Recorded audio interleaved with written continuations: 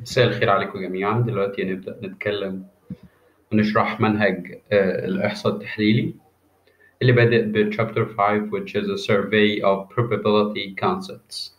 بس قبل ما نشرح الشابتر احنا بس حابين ان احنا ننوه على شوية حاجات. أول حاجة المنهج من الحاجات أو من المناهج الممتعة في دراستها. مهم جدا ان احنا نهتم بالجانب النظري برضو في المنهج، لأن شكل الامتحان اتغير بقى MCQ True False، فبيركز على الكونسبتس أو التعريفات أو الحاجات اللي ما بين السطور. طيب نسمي الله كده مع بعض. Chapter 5 بعنوان Survey of Probability Concepts، بيتكلم ببساطة عن المفاهيم بتاعة الاحتمالات. طيب إيه الجولز أو إيه الأهداف من الشابتر؟ أول حاجة Define Probability، اللي هو هنعرف يعني إيه كلمة probability أو الاحتمال. Number 2, describe the classical, empirical, and subject approach to probability. نبدأ برضو نوصف، نعمل describing للclassical approach اللي هي الطريقة الكلاسيك أو القديمة، الempirical اللي هي بتعتمد على، هنشوف برضو كلمة empirical دي جاية منين وكلمة subject جاية منين للprobability. Number 3 هنفهم برضو explain the terms experiment, event, outcome, permutation and combination. هنفهم برضو يعني ايه كلمة experiment هي التجربة، event الحدث، outcome permutations and combination. النقطة اللي بعد كده نعمل defining to the terms conditional probability and joint probability. نفهم برضو يعني ايه كلمة conditional probability وايه joint probability. Calculate probabilities using the rules of addition and rules of multiplication. نقدر ان احنا نحسب ال probabilities او الاحتمالات باستخدام قاعدتين مهمين اللي هما ال addition وال multiplication. بعد كده apply tree diagram to organize and compute probabilities. هنفهم برضو شكل ال tree diagram اللي احنا ممكن نرسمها في ال probability عشان نعمل organizing أو ترتيب لل probabilities. آخر حاجة ودي غالبا مش هندرسها الترم ده اللي هي calculate probability using PyC. طيب نبدأ نسمي الله كده مع بعض في أول definition اللي هو ال probability. يعني إيه احتمال؟ Probability is measure of the likelihood that an event will happen in the future. It can only assume a value between 0 and 1. طيب واحدة واحدة كده. A probability الاحتمال هو is a measure of the likelihood، هو قياس لاحتمالية that an event حدث معين will happen in the future، حدث معين إن هو ممكن يحصل في المستقبل. It can only assume the value between 0 و 1. لازم القيمة بتاعت ال probability دي تكون ما بين الصفر وما بين الواحد، يعني ما ينفعش تكون نيجاتيف وما ينفعش مثلا تكون ال probability 1.5. الكلام ده كله بيكون في ال true false. طيب a value near 0 means the event is not likely to happen, and a value near 1 means it likely happen. يعني ايه برضه الكلام ده؟ يعني القيمة اللي بتكون ما بين الزيرو والواحد امتى نقدر نقول عليها ان هي مستحيل ان هي تحصل، وامتى نقول ان هي اكيد هتحصل. يعني مثلا لو البروبابيلتي اللي طلعت لحضرتك زيرو، فكده معناه ان الايفنت او الحدث ده impossible او صعب جدا ان هو يحصل. طب لو طلع واحد يبقى اكيد احنا متأكدين 100% ان الحدث ده هيحصل.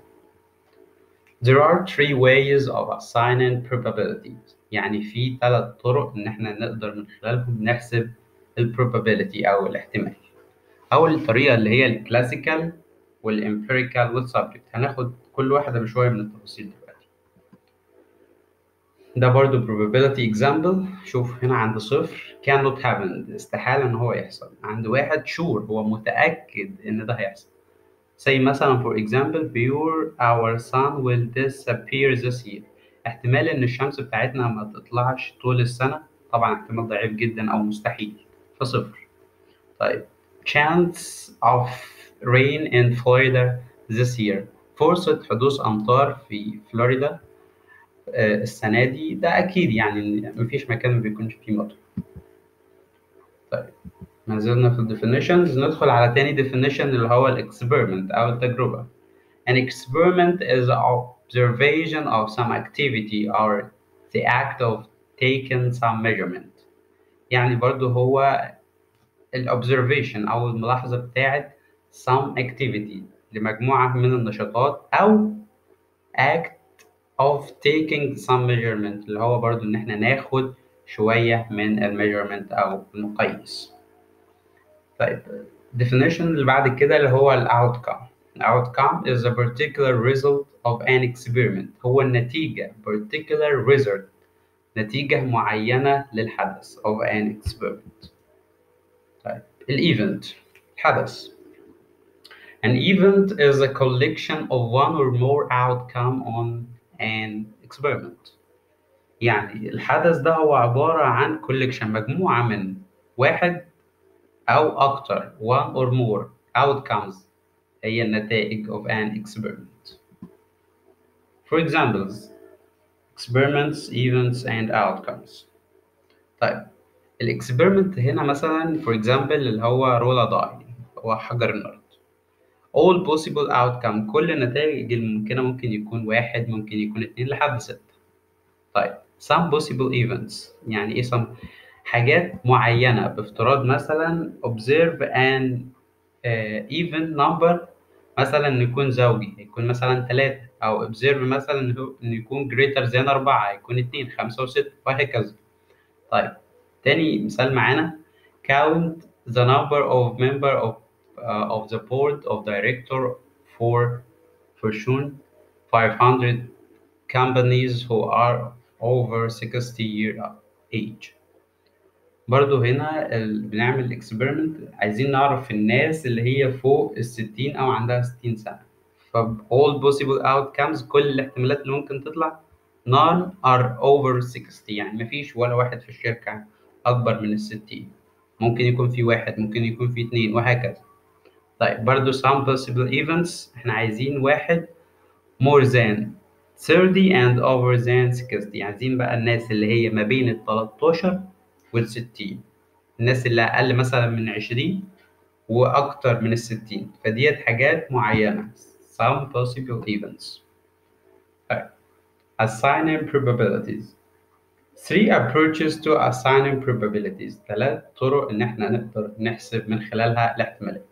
classical empirical subject. طيب أول حاجة الكلاسيكال.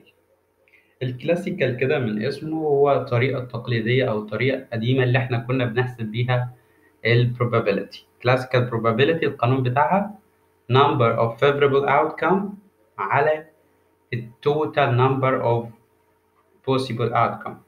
طيب مثال عشان نفهم البيتا. Consider an experiment of rolling a six-sided die.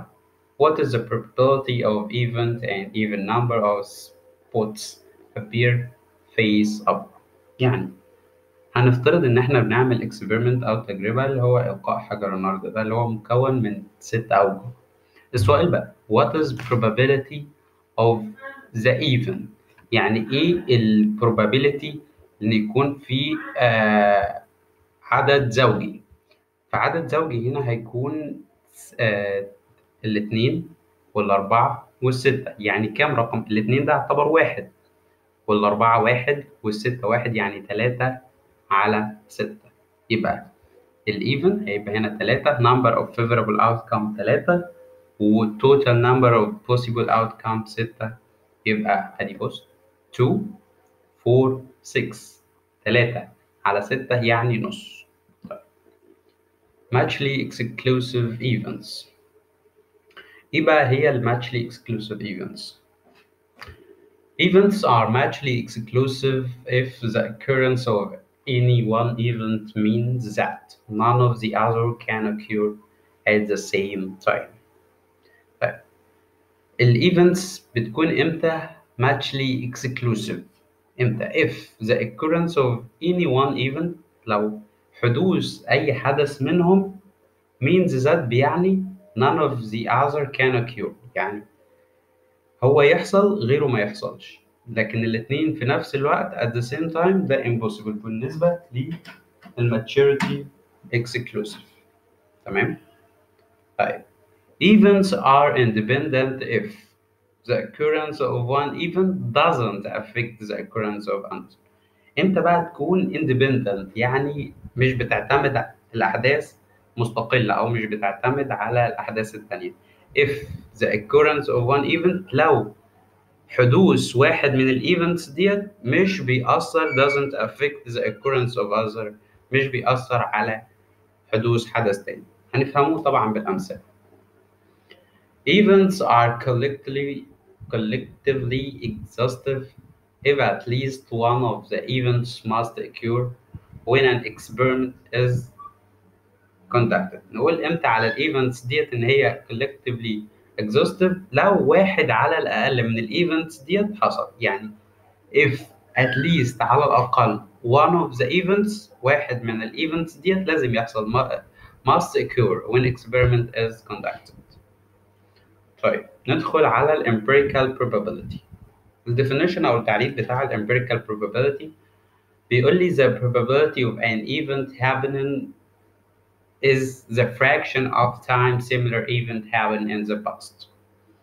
يعني هو احتمالية the probability of an event happen، الاحتمالية بتاعت حدث معين إنه يحصل is the fraction time of a similar event، ليها علاقة وثيقة بأحداث متشابهة. similar events حصلت في الماضي happens in the past. طيب the empirical approach to probability is based on what is called the law large numbers. The key to establishing probability empirical is that more observation will likely provide more occurrence estimate of the probability. طيب يعني ايه الكلام ده؟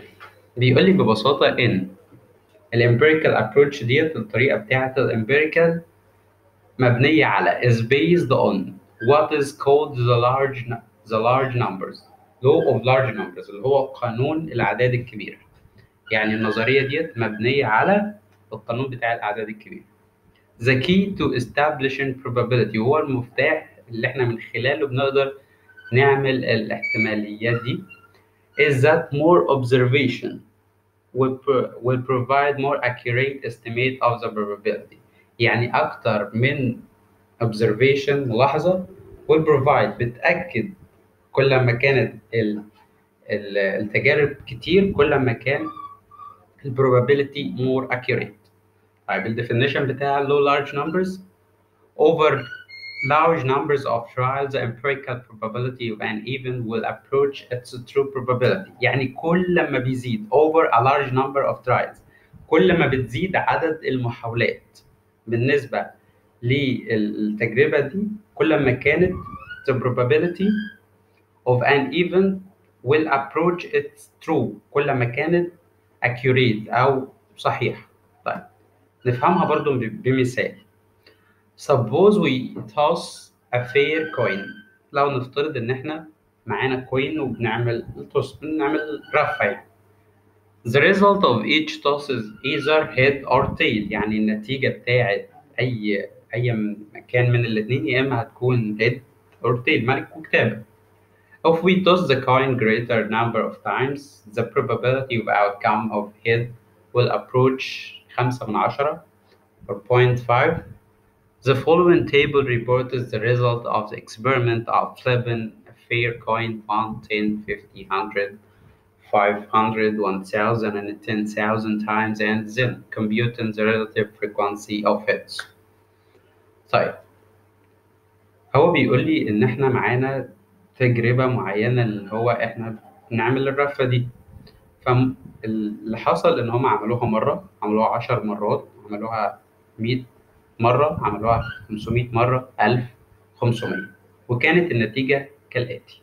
فأول مرة ما طلعش، هو عملها مرة واحدة بس فطلعت كده ما طلعتش ملك، فكده ال relative frequency of hits صفر، يعني هي صفر. طيب عملوها 10 مرات طلعت ملك 3 مرات، يبقى probability كده كام؟ 3 على 10، يعني 3 من 10. تاني مرة في عملوها 50 مرة طلعت 26، يعني تقريبا 52 من 100.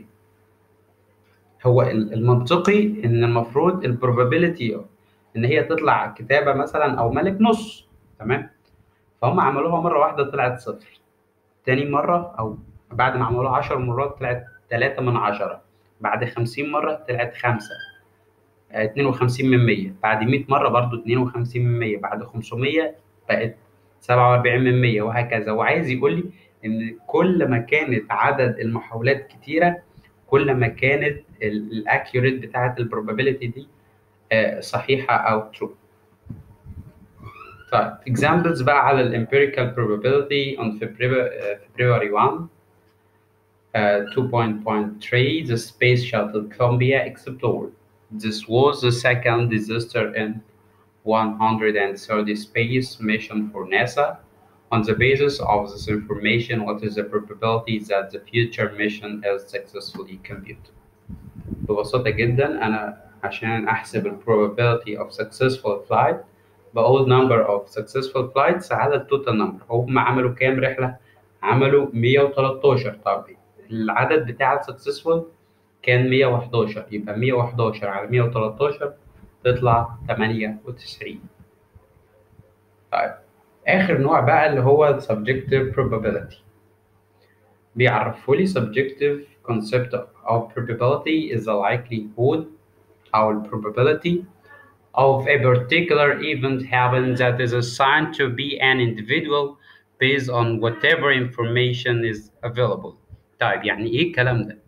أول حاجة the likelihood هو احتمالية of particular event لحدث معين is assigned by individual based، يعني مبنية على الرأي الشخصي بتاع الفرد اللي بيعمل ال probability دي whatever information is available. If there is little or no past experience of information on which to base a probability, it may be arrived at subjectively. طيب لو كان if there is little قليل or no past experience، يعني لو مفيش no past experience مفيش خبرة قبل كده أو خبرة قليلة، أو حتى كان مفيش information مفيش معلومات in which to base probability اللي من خلالها نقدر نحكم على الاحتمالية ديت may be arrived to be subjectively. يعني ببساطة إحنا بنلجأ للطريقة دي لما ما يكونش فيه information ولا فيه experience. Illustration of subjective probability are ده examples أو أمثلة للsubjective probability. Estimating the likelihood of New England Patriots will play in the Super Bowl next year. ده مثال بيقول لي مثلا ان فريق معين الاحتمال ان هو يلعب في السوبر السنه الجايه كذا. فدي مش مبنيه على اكسبيرينس ولا مبنيه على انفورميشن، هو جاست توقع. هو بيتوقع ان الفريق ده هيلعب في السوبر السنه الجايه. تاني حاجه estimating the likelihood you will be married before the age of 30. برضه هو بيتوقع ان حضرتك مثلا ممكن تتجوز قبل سن ال 30. برضه مفيش اي اكسبيرينس ومفيش اي information. تلخيص بقى للشوية اللي احنا اتكلمنا عنه. عندنا بنتكلم في الابروتشز of to probability. عندنا objective و subjective. السبجكتيف ديت based on available information على المعلومات المتاحة ولما ما يكونش فيه experience. طيب الاوبجكتيف بتنقسم لحاجتين classical probability وال empirical probability. الكلاسيكال probability دي based on equally like outcomes، والامبيريكال مبنية على الريلاتيف frequencies. أتمنى إن الجزء ده يكون مفهوم. Thank you for listening and good